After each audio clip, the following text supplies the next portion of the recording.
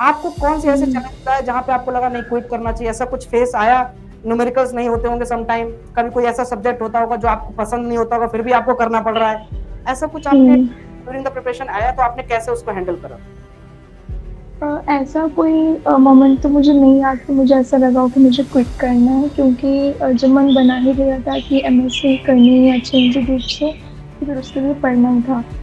Questions कभी कभी होता था कि हाँ हेलो। नहीं समझ में आ रहे हैं, तो फिर काफी टाइम खुद से अटेम्प्ट करने के बाद भी अगर नहीं हो रहे हैं तो फिर उसका सोल्यूशन देख के समझ लिया कि हाँ इसको ऐसे किया हुआ है, तो फिर इस अकॉर्डिंग उसको कर लेती थी मैं।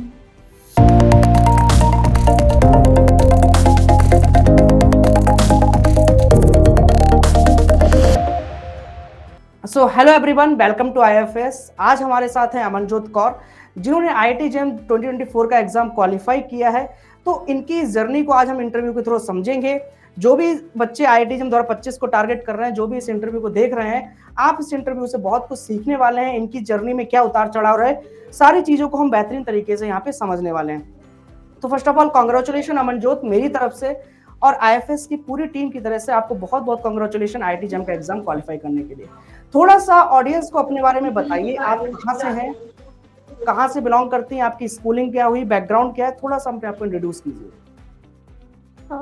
Thank you sir.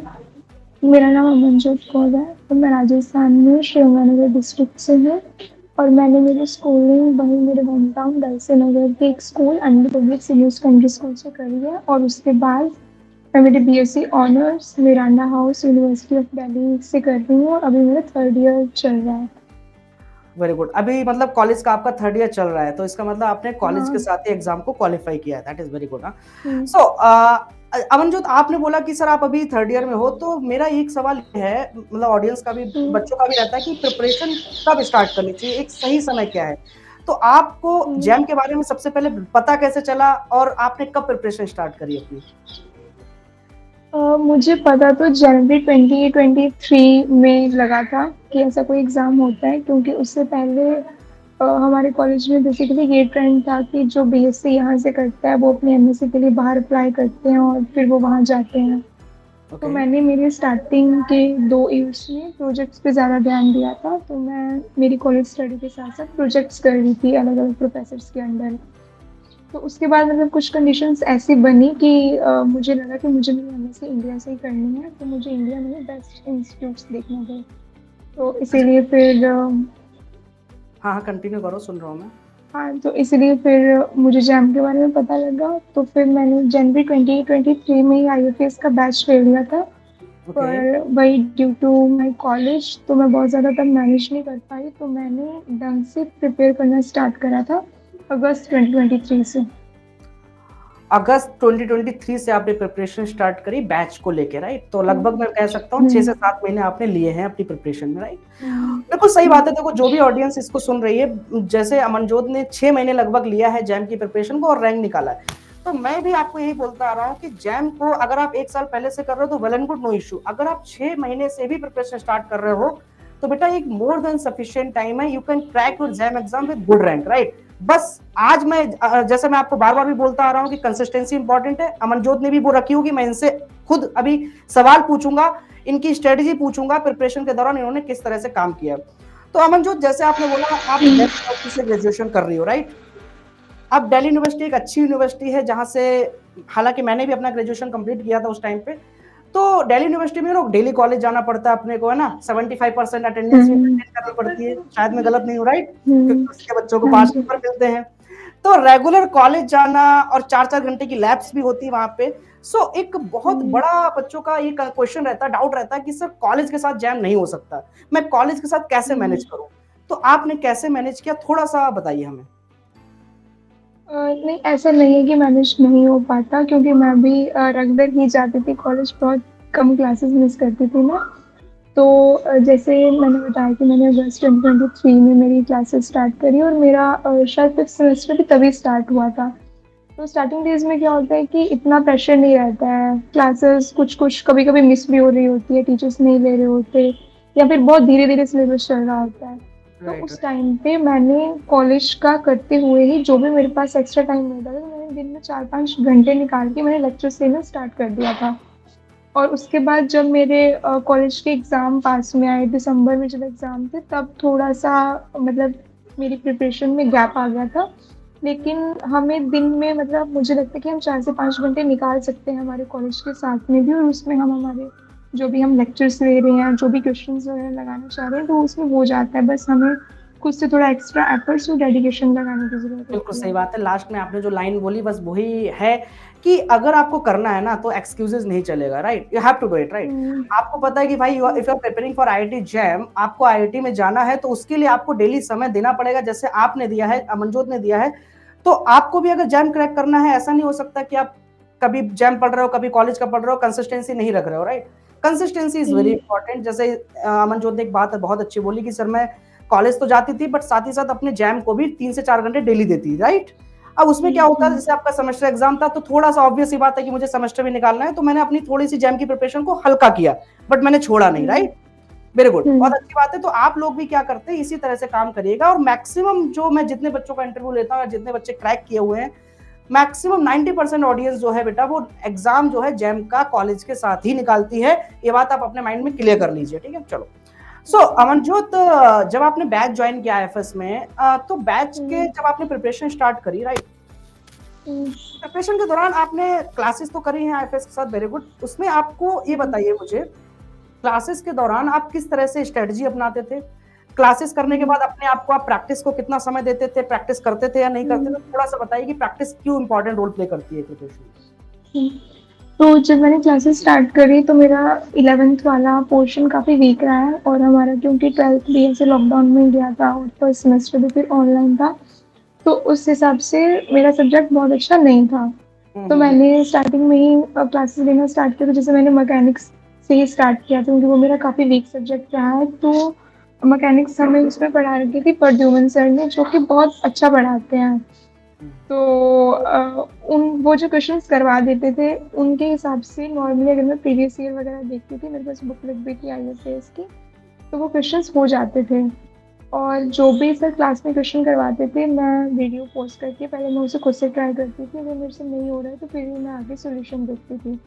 और उसके अलावा मेरी एक फ्रेंड थी, उसके पास कोचिंग मटेरियल था, किसी और इंस्टीट्यूट का था वो, तो ओके, मैं उससे वो मटेरियल ले लेती थी और मैं उसकी प्रॉब्लम्स लगाती रहती थी। Very good. तो बेसिक कंक्लूजन ये है कि प्रॉब्लम ज़्यादा प्रैक्टिस करना है, राइट? जैसे आपने किया हाँ, है। प्रॉब्लम ज़्यादा प्रैक्टिस ज़्यादा करना, प्रैक्टिस। और सबसे ज़्यादा थैंक्स तो मतलब टीचर्स को। कुछ टीचर्स आईएफएस के बहुत अच्छे हैं, जैसे प्रद्युमन सर, शुभम सर, और मुझे याद नहीं है थर्मोडायनामिक्स किसी मैम ने पढ़ाया था, तो वो मैम हाँ, भी बहुत अच्छा पूजा मैम ने पढ़ाती हैं। पढ़ाया होगा आपको तो मतलब थर्मोडायनामिक्स। बहुत, हाँ, तो वो बहुत हेल्प हो गई थी उससे कि सब समझ में आ जाता था वहीं से, और फिर क्वेश्चंस लगाने होते थे। बहुत अच्छी बात है, टीचर्स का हमेशा गाइडेंस रहता ही है स्टूडेंट के साथ। और अच्छा लगा सुन के हमें कि आपकी प्रिपरेशन में आईएफएस की काफी ज्यादा रोल रही, बट मैं आपको सिंपल सा क्रेडिट देना चाहूंगा, सबसे ज्यादा रोल आपका रहा है क्योंकि मेहनत आपने करी है। हुँ, हमेशा स्टूडेंट का रोल सबसे ज्यादा रहता है, टीचर का सिर्फ एक गाइडेंस रहता है, जो कि हर स्टूडेंट को बहुत ज्यादा जरूरत पड़ती है प्रिपरेशन के दौरान। तो अच्छी बात है। अब जैसे आपने बोला कि सर मैं क्वेश्चंस लगाती थी, क्लासेस करती थी, उसके बाद जितना टीचर बोलता था उतना मैं क्वेश्चन अपने आप से पढ़ लेती थी, फिर क्वेश्चन जहां से मिलता था मैं वहां से लगा लेती थी। तो बहुत अच्छी हाँ, बात है आपको बेटा। जितने भी ऑडियंस जो 2025 को टारगेट कर रहे हैं, ये बात जरूर ध्यान रखें, आप थ्योरी तो पढ़ेंगे, theory is okay, but IIT exam is all about numericals, right? जितना ज्यादा आप हुँ, प्रैक्टिस करेंगे अपने आप को, जितना ज्यादा न्यूमेरिकल्स लगाएंगे, अलग अलग टाइप के एमसीक्यू, एमएसक्यू, एनएटी, उतना ज्यादा आप अपनी प्रिपरेशन में बेहतर होते चले जाएंगे। ये बात आप ध्यान रखिए, बिकॉज आप सेमेस्टर एग्जाम्स में रहते हो, आपको ही पता है सेमेस्टर एग्जाम में हुँ, डेरिवेशंस पूछता है, 10 अपना वो 10 ईयर्स आता है, हम पढ़ लेते हैं, उससे हम पास हो जाते हैं। बट यहाँ पे आपको थोड़ा सा एप्टीट्यूड जो है, अपना एटीट्यूड है, उसको चेंज करना पड़ेगा, ठीक है? अच्छा अमनजोत, एक बात बताइए, जब हम प्रिपरेशन कर रहे थे, मतलब आप प्रिपरेशन कर रही थी, आपने सारी चीजें अच्छे से करी, समटाइम ऐसा होता है कि प्रिपरेशन के दौरान यार हमें लगता है कि नहीं यार, थोड़ा सा चैलेंजेस आते हैं, राइट? आपको कौन से ऐसे हुँ। चैलेंजेस आए जहां पे आपको लगा नहीं क्विट करना चाहिए, ऐसा कुछ फेस आया? न्यूमेरिकल्स नहीं होते होंगे समटाइम, कभी कोई ऐसा सब्जेक्ट होता होगा जो आपको पसंद नहीं होता होगा, फिर भी आपको करना पड़ रहा है, ऐसा कुछ आपने हुँ। ड्यूरिंग द प्रिपरेशन आया, तो आपने कैसे उसको हैंडल करा? ऐसा कोई मोमेंट तो मुझे नहीं याद कि मुझे ऐसा लगा हो कि मुझे क्विट करना है, क्योंकि जब मन बना ही लिया था कि एमएससी करनी है अच्छे इंस्टीट्यूट से, तो फिर उसके लिए पढ़ना ही था। क्वेश्चंस कभी-कभी होता था कि हाँ, हेलो। नहीं समझ में आ रहे हैं, तो फिर काफ़ी टाइम खुद से अटेम्प्ट करने के बाद भी अगर नहीं हो रहे हैं, तो फिर उसका सॉल्यूशन देख के समझ लिया कि हाँ, इसको ऐसे किया हुआ है, तो फिर इस अकॉर्डिंग उसको कर लेती थी मैं। Very good. तो जैसे अमनजोत ने कहा कि क्विट करने का तो ख्याल आपके अंदर आ ही नहीं सकता अगर आपका मोटिव क्लियर है, राइट? आपका मोटिव क्लियर होना चाहिए। आप ऐसा नहीं कि अगर आप एक दूसरे को देख के प्रिपरेशन कर रहे हो कि भाई वो कर रहा है तो मैं भी कर रहा हूँ, तो शायद क्विट का ख्याल आएगा, बिकॉज आपका मोटिव ही क्लियर नहीं। जैसे इसका मोटिव क्लियर था कि इसको अच्छी जगह से इवन आईआईटी से मास्टर्स करना है, तो आपके माइंड में भी क्लैरिटी होनी चाहिए कि वाई आईआईटी, आप आईआईटी से मास्टर क्यों करना चाहते हो, एक आईआईटी एक नॉर्मल यूनिवर्सिटी से अलग क्यों है। ये सारी क्लैरिटी आपके दिमाग में पहले से होनी चाहिए। मुझे नहीं लगता क्विट करने का आएगा, और ये आईआईटी जैम एग्जाम इतना टफ एग्जाम है भी नहीं, easily you can crack it. So Amanjot, हमारे पास टोटल 7-8 टॉपिक है, right? Quantum, classical, thermo, SSP, electronics, wave oxidation and optics. So क्या आपने सारे टॉपिक कवर करे थे? क्या एक एस्पिरेंट को 100% कवर करना चाहिए? और अगर आपने नहीं करा तो कौन से टॉपिक्स को आपने स्किप करा था, थोड़ा सा शेयर कीजिए। और पहली बात तो मेरे को ये लगता है कि अगर कोई स्टूडेंट है वो अभी से स्टार्ट कर रहा है, तो उसके पास मोर देन इनफ टाइम है, तो वो सारे टॉपिक्स कर सकता है आराम से। तो जब वो कर सकता है तो उसको करने ही चाहिए। और जो मैंने स्किप करा था, मुझे हमेशा से इलेक्ट्रॉनिक्स बहुत हार्ड लगता आया है। नहीं, ना ही वो मुझे कभी कॉलेज में समझ आया, ना ही मुझे वो अब समझ में आता है, तो मैंने वो वाला पोर्शन नहीं किया था। और मैकेनिक्स मेरा थोड़ा सा वीक था, पर थर्मोडायनेमिक्स और क्वांटम मैकेनिक्स और इलेक्ट्रिसिटी एंड मैग्नेटिज्म, ये 3 टॉपिक्स ऐसे थे जो मैंने ढंग से करे थे, वो मुझे ढंग से आते भी हैं।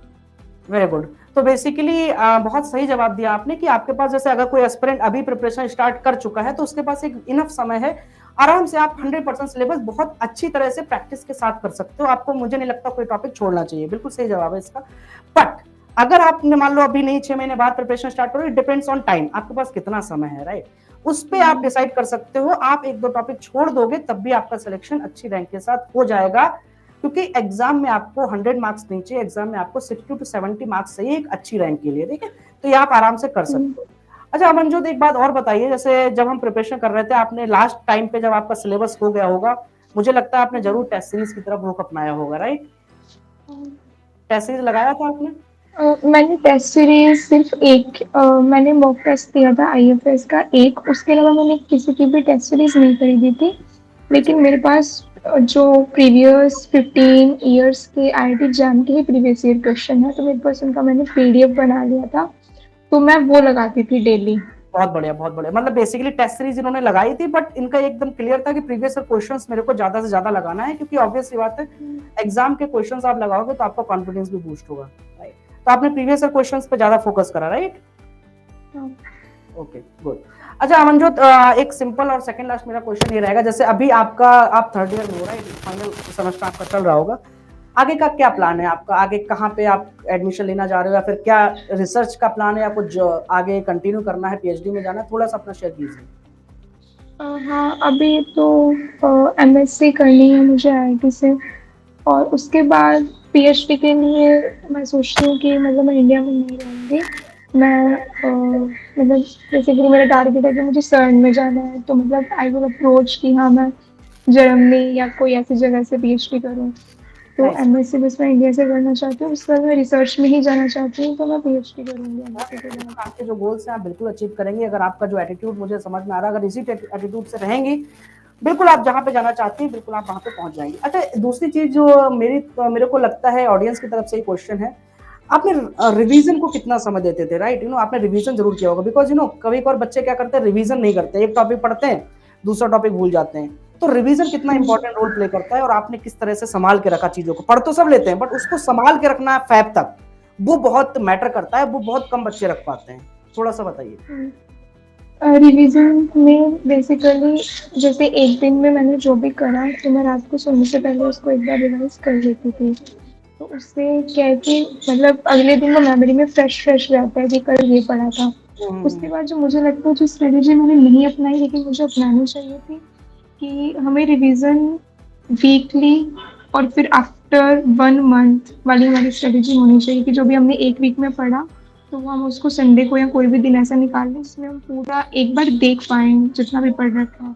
तो हमें वो वीकली एक बार पढ़ लेना चाहिए, और उसके बाद आफ्टर 1 मंथ या 2 मंथ्स, जब भी आपको टाइम लग रहा है कि आपके पास टाइम है, तो हमें टाइम टू टाइम रिवीजन करना चाहिए। ज़्यादा करने से अच्छा है जितना भी हम कर रहे हैं, हम उसको अच्छे से करें, तो वो ज़्यादा बेनिफिशियल रहता है मेरे अकॉर्डिंग। बिल्कुल सही बात है कि ज़्यादा करने से अच्छा जितना कर रहे हैं उतना हम बेहतर तरीके से करें वो तो ज़्यादा अच्छा है। बिल्कुल सही बात है। एक इसी को एग्ज़ाम्पल को देते हैं, एक बच्चा अगर 8 घंटे पढ़ रहा है, 6 घंटे पढ़ रहा है और एक अगर 3 घंटे पढ़ रहा है तो सम टाइम ऐसा होता है ना, 8 घंटे वाले का सिलेक्शन नहीं होता। रीज़न इज़ वो अच्छी तरह से कर नहीं रहा है। वो केवल क्वांटिटी पे फ़ोकस कर रहा है, वो उसको कलेक्ट नहीं कर पा रहा है, राइट? हुँ, तो बिल्कुल सही हुँ, बात है मनजोत कि आप बेटा जितना भी करें आपको आईआईटी जैम के लिए डेली करना है। बट ऐसा नहीं कि 8 घंटे करना है, अपने आप को 10 घंटे लगाना है, इतना नहीं करना होता है। बट 3 से 4 हुँ, घंटे जैसे इन्होंने दिया है, इतना आपको ही देना है। बस इतना ध्यान रखिए, जितना कर रहे हैं उतना बेहतरीन तरीके से करें, रिवीजन करते रहें और क्वेश्चंस पे ज़्यादा फोकस करें। प्रैक्टिस जितनी ज़्यादा करोगे, पीवाईक्यूज़ जितने ज़्यादा लगाओगे, उतना आपको क्लैरिटी अपने एग्जाम की तरफ मिलती जाएगी, है ना? ठीक है अमनजोत, मेरा लास्ट क्वेश्चन आपसे ये है कि अभी आपका आगे मतलब बेसिकली प्रिपरेशन हो गया, आपका सब कुछ कंप्लीट हो चुका है, अभी आपका ग्रेजुएशन भी हो जाएगा। सो रोल मॉडल आपका क्या है? मतलब प्रिपरेशन के दौरान आपका बेसिकली मोटिवेशन कहाँ से आता था? किसको आप मानते हो रोल मॉडल? थोड़ा सा शेयर कीजिए। तो ऐसा तो कोई नहीं है रोल मॉडल मतलब रोल मॉडल नहीं मेरी मतलब आईआईटी लाइफ क्यों में। यार? ऐसा होता है ना कि क्यों जाना चाहते हो? आईआईटी का टैग इंपॉर्टेंट है आपके लिए या फिर एक अच्छी एजुकेशन मिल जाएगी? मतलब होता है ना कि आपको ऐसा क्या पता, किसी ने ऐसा बता दिया कि आईआईटी जाने से प्लेसमेंट मिल जाएगा, तो वो मोटिवेशन क्या है? मैं ये जानना चाह रहा हूँ आपका। हाँ, ये बेसिकली हमारे जो यहाँ पे हमें टीचर्स पढ़ा रहे हैं, तो एक प्रोफ़ेसर है जो फिज़िक्स ही पढ़ाते हैं ऑब्वियसली हमें, तो वो आईआईटी दिल्ली से ग्रेजुएट हैं। हुँ, हुँ, हुँ, तो हुँ। जब मैं उनको देखती हूँ तो मेरे को ऐसा लगता है कि इन्हें जितनी कॉन्सेप्ट्स की क्लैरिटी है अपनी, उतनी बाकी टीचर्स को नहीं है। राइट, तो और अभी कुछ दिन पहले क्या हुआ था कि आईआईटी दिल्ली के प्रोफ़ेसर का हमारे कॉलेज में लेक्चर था। तो मैंने ओके। सच में देखा कि मतलब जो प्रोफ़ेसर मतलब बहुत अच्छी जगह पे पढ़ा रहे हैं, जो स्टूडेंट्स हैं वो बहुत अच्छी जगह से पढ़ते हैं, उनके कॉन्सेप्ट्स हैं वो ज़्यादा क्लियर होते हैं, वो ज़्यादा अच्छे तरीके से फिज़िक्स को समझ पाते हैं। तो मेरा जो मोटिवेशन था वो यही था कि मुझे अच्छी जगह से एमएससी करनी है। अब मैंने डीयू से मेरी बीएससी कर ली, तो मेरी एमएससी इससे बढ़िया इंस्टीट्यूट से ही होनी चाहिए।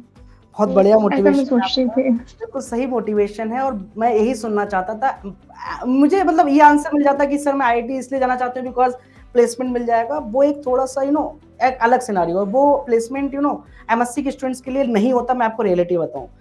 अगर आप हुँ, आईआईटीज़ में जाना चाहते हो, आपका बेटा मोटिव यही होना चाहिए, एक अच्छी एजुकेशन, एक अच्छा एनवायरनमेंट जो आपको नॉर्मल यूनिवर्सिटीज़ में नहीं मिलेगा, मैं आपको गारंटी दे रहा हूँ क्योंकि मैं खुद आईआईटी से पास आउट हूँ, तो मुझे पता है कि आपको क्या एक एनवायरनमेंट मिलने वाला है जब आप आईआईटी के अंदर जाओगे, तो सराउंडिंग्स जो आपको मिलने वाली है वो बहुत प्यारी मिलने वाली है। आपके साथ पीएचडी के स्टूडेंट्स रहेंगे, आपका जैसे आपने बोला प्रोफेसर, उनके पास इतना नॉलेज है ना कि अगर आप सीखना चाहते हो तो आप बहुत कुछ सीख पाओगे। आपके सराउंडिंग्स में बीटेक के स्टूडेंट्स रहेंगे, आपके साथ एमटेक का स्टूडेंट्स हमेशा रहेगा, आपके साथ पोस्ट डॉक के सीनियर्स रहेंगे, तो इतनी ज्यादा नॉलेज आपके सराउंडिंग में समुद्र है वो। बस पॉइंट ये है जैसे इनका क्या है कि इनको सीखना है, इनके अंदर एक है कि भाई मुझे आईआईटी में जाके बहुत कुछ अच्छा सीखना है, तो बिल्कुल सीख जाएंगी। डिपेंड करता है कि आपके अंदर सीखने की कैपेबिलिटी कितनी है। अपॉर्चुनिटीज चाहिए तो आईआईटी में जाइए, जो कि एक नॉर्मल यूनिवर्सिटी में आपको नहीं मिल सकती। बिल्कुल सही बात है ना मनजोत? जैसे आप दिल्ली यूनिवर्सिटीज में कर रहे हो, आई एम नॉट सेइंग कि Delhi university is bad, but एक जो इन्वायरमेंट है वो आपको वहां पे नहीं मिल पाता। आप क्लासेस करते हो, आप घर चले जाते हो, राइट? बट आईआईटीज में जब आप रहोगे तो 24/7 आप हॉस्टल में रहने वाले हो, सारी सराउंडिंग्स आपके पास बहुत बेहतर होने वाली है। तो बहुत बहुत कांग्रेचुलेशन अगेन, आप आईआईटी में जाइए, आगे का जितना भी करियर है आपका सफल बनाइए उसको, मेरी तरफ से ऑल द बेस्ट। एक लास्ट चीज पूछूंगा, ऑडियंस जो है 2025 के जो ऑडियंस है, 2025 के जो बच्चे हैं, उनके लिए आपका शॉर्ट मैसेज क्या रहेगा? उनको आप क्या टिप देनी चाहेंगे, थोड़ा सा बता दीजिए। तो मेरी टिप यही रहेगी कि पहली बात तो अगर मन बना ही लिया है कि आईआईटी से ही एमएससी करनी है, तो जितना जल्दी हो सके प्रिपरेशन स्टार्ट करो और क्लासेस रेगुलरली अटेंड करो और रेगुलरली क्वेश्चन प्रैक्टिस करो। चाहे हम बहुत मतलब दिन में ऐसा नहीं कि तुम्हें 7-8 घंटे देने हैं, लेकिन अगर तुम 3-4 घंटे दे रहे हो तो वो कंसिस्टेंटली दो। और रिवीजन बहुत इम्पोर्टेंट है, रिवीजन करते रहो टाइम टू टाइम। और उसके बाद जैसे जैसे एग्ज़ाम पास में आएगा तो हमें प्रीवियस ईयर क्वेश्चन वगैरह वो सब भी लगा लेने हैं। बहुत और बढ़िया, बस गिव बहुत अप अच्छा। नहीं करना है और जो जो भी करना है बहुत बहुत अच्छे से करना है। ऐसे नहीं कि ऊपर-ऊपर से कर लिया। ऊपर से करना, राइट? बहुत अच्छा। मैं अमनजोत की बात को समराइज कर देता हूँ, इन्होंने क्या बोला है। इन्होंने वही पॉइंट्स बोले हैं, कंसिस्टेंसी रखनी है, प्रैक्टिस ज़्यादा करनी है, रिवीजन डेली टू डे अच्छे से करते रहना है और जो करना है वो अच्छे से करना है। ऐसा नहीं फॉर्मेलिटी करनी है, राइट? बहुत अच्छा लगा मुझे सुन के Amanjot. Again congratulation and all the best for your future. Thank you so much for joining with us. Thank you so much. Thank you so much.